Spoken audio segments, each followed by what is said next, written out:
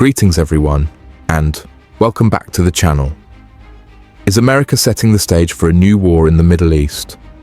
With rising tensions, broken peace deals, and a seemingly endless cycle of violence, many are asking, was Donald Trump's foreign policy a step toward peace or a calculated move to spark a new crisis? Today, we break it all down. How Trump's policies impacted Palestine, why Israel benefited the most, and whether the US is pushing the region toward another devastating war.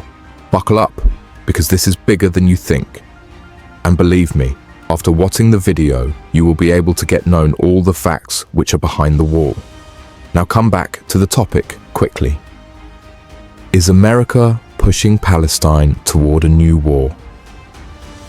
Trump, Hamas, and the future of the Middle East. The war between Israel and Hamas has ended, for now, but the suffering of the Palestinian people is far from over. Cities in Gaza have been reduced to rubble. Families are returning to homes that no longer exist. And now, Donald Trump is making it clear he doesn't want them there anymore. Is America pushing for a new war? Why is Trump pressuring neighboring countries like Jordan and Egypt to take in Palestinians? And most importantly, is the Middle East heading toward another explosion of violence? Stay with me, because this is bigger than you think. And the ceasefire, a false hope. After months of deadly airstrikes and rocket attacks, Israel and Hamas have finally stopped fighting. But let's be honest, this isn't peace. This is just a pause. Palestinians are returning to their homes, if you can even call them that anymore. Entire neighborhoods have been wiped out.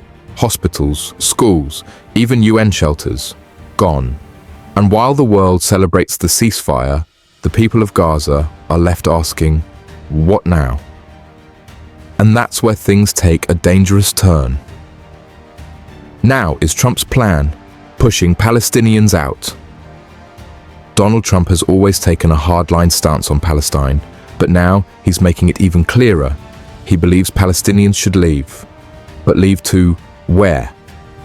According to reports, Trump has been pressuring Jordan, Egypt, and other Arab nations to absorb Palestinian refugees. The message is simple. Palestine is gone, move on. But here's the problem. These countries are refusing. Why Jordan and Egypt said no. Let's talk about why Jordan and Egypt refuse to take in Palestinians. It's not just about resources, it's about history and politics. Jordan already has a huge Palestinian refugee population, and accepting more could destabilize its government. Egypt? They fear that allowing mass migration from Gaza would essentially end the Palestinian cause, making it easier for Israel to claim full control over what's left of Palestine. They know that if Palestinians are forced to leave, they may never be allowed to return. And that, my friends, is why these countries are standing firm. What was the reaction of Saudi Arabia, which is one of most the important strategic partner for USA in the Middle East? In a powerful denouncement, Saudi Arabia's Crown Prince Mohammed bin Salman has condemned Israel's actions in Gaza as genocide, expressing deep sorrow over the immense suffering endured by the Palestinian people. He emphasized that lasting peace in the region can only be achieved through a two-state solution, rejecting any proposals that involve the forced displacement of Palestinians. The Crown Prince's heartfelt plea underscores Saudi Arabia's unwavering commitment to the Palestinian cause and its steadfast support for the establishment of an independent Palestinian state with East Jerusalem as its capital. The Hamas factor, resistance or desperation. Now, let's talk about Hamas. Whether you see them as resistance fighters or extremists, one thing is certain, they're not going away. Hamas has made it clear they will never accept a Palestine without Gaza and the West Bank. And with Trump's push to relocate Palestinians, the situation could become even more volatile. If Palestinians feel they're being erased from history, Hamas will gain even more support. And that means another war is just a matter of time. So, is Trump's policy actually strengthening Hamas instead of weakening it? Is the US preparing for a bigger conflict? Let's be real.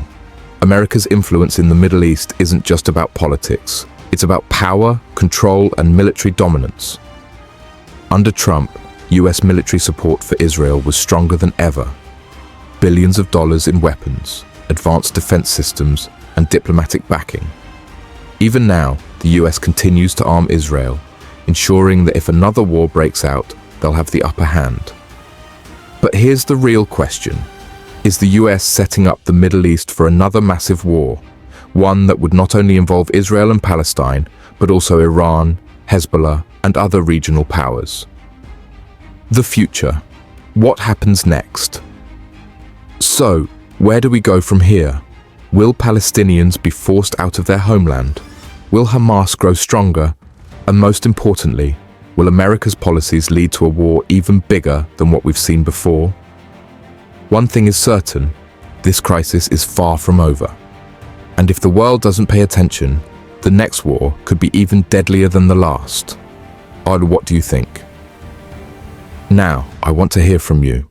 Do you think Trump's policies are making the Middle East more dangerous? Should neighboring countries accept Palestinian refugees, or would that be the end of Palestine as we know it? And most importantly, can peace ever be possible in this region? Drop your thoughts in the comments below. And if you want more deep dives into global politics, don't forget to like, share, and subscribe.